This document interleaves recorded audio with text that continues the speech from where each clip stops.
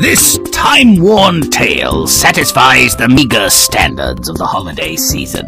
A badly damaged man regains his faith in humanity and finds redemption. Can one's loathsome, mean, and lifelong habits be conquered? Nah! Ebenezer Scrooge, inveterate money grubber, pays Christmas Eve no mind, except to resent it. And another excuse for malingering, he thinks. After 14 hours of soul-numbing toil, he returns to his solitary abode. And a surprise! What the hell? Is that you, Marley? Looks rather like you, though I miss the conjoined reek of tobacco and port wine. Bit of a tang, though. It's a shade of me, Scrooge. I've lost some weight. Death will do that. Well, as long as you're just a ghost, please move aside. It's cold as a stepmother's hut. Ah, Marley, you're back. Ghosts don't drink tea, I suppose. Shame, really. These leaves aren't even a month old. This isn't a social call, Scrooge. I carry a message. Well, take a load off. Those chains are making me tired. I really need to run. But listen, expect visits tonight from 3 spirits. Lend them your ear. It won't cost you a penny. Unimpressed with Marley's threat of ghostly visitations, Scrooge falls into a deep sleep. I am the ghost of Christmas past, Ebenezer. Wake and come with me. I trust you intend to pay me for interrupting my dream. And might I say, you're more than odd-looking. What's this? Oh my, it's me. I was a solitary child, but not unhappy, was I? Those are my schoolmates. Dee, Percy, Rigsby. Those boys are gone, Ebenezer. Dead for years, and you never saw them after school. Come along. Oh, I'd nearly forgotten. She was lovely, kind, generous, and I was ambitious. I suppose she's an old maid. She wanted a soulmate, Scrooge. It could have been you, but you wanted more, always. More. She found another. Oh, Spirit, I would have had a legacy. Those children might have been mine. Not so pretty, and not so many, Ebenezer, but a loss, no doubt. The second spirit is the ghost of Christmas present. With him, Scrooge witnesses the modest, pleasantly indulgent aspects of the holiday. Everyone seems quite happy with it. Perhaps they are grateful that the snow covers the sight and smell of horse manure. Perhaps, but it is the joys of the season. Family, companionship, and generosity which gladden and enliven them. It's as I thought. I pay Cratchit too much. Look how he wastes money on spotted dick.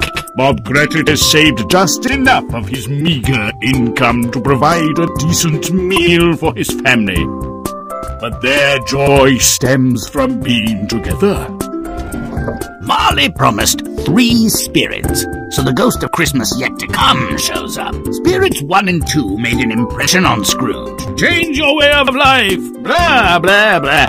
But 3 seems to really scare him. Oh my, Tiny Tim passed on. Well, he was never hardy, couldn't learn a trade. Still, quite young to die of galloping consumption. They had no money to eat their offal. How many more will pass on for want of a piece of coal? Eh?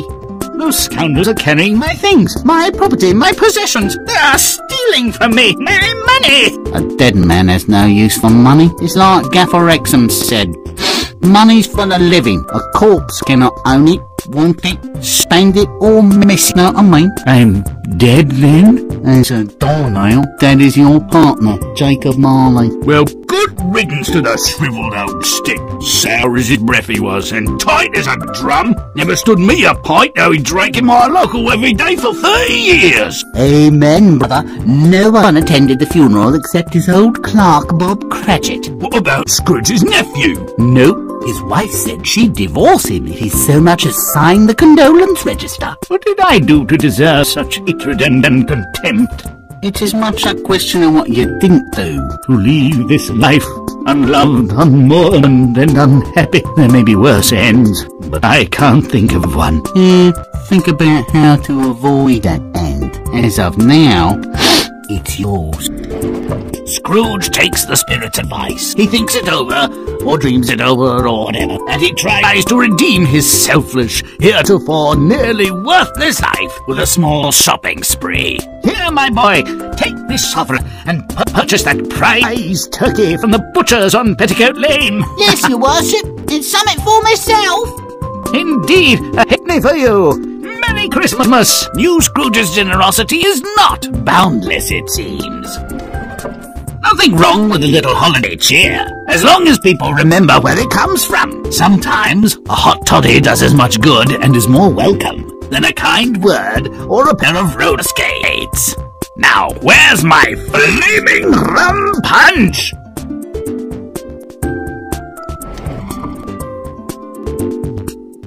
The cacophony of competing holiday bells escapes into the foul-smelling, frigid air. Ebenezer anticipates a quiet evening of counting his coinage.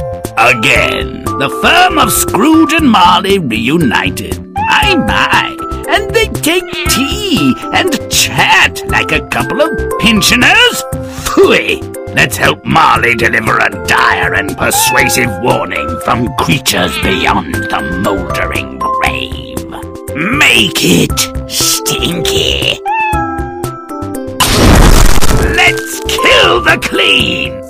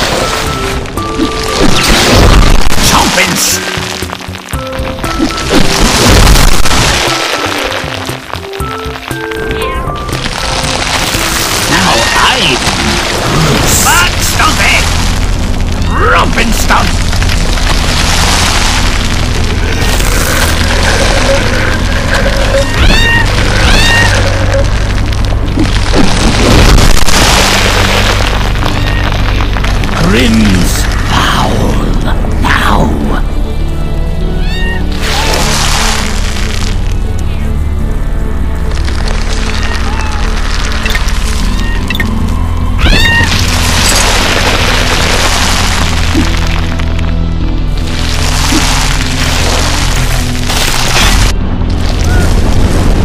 Our secret no more.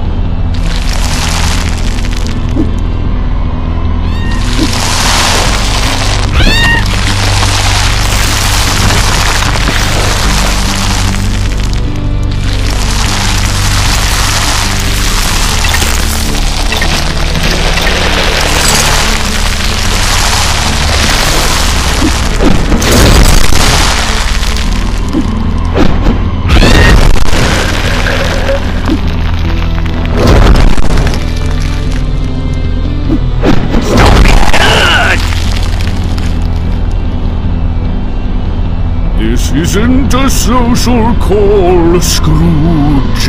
I carry a message.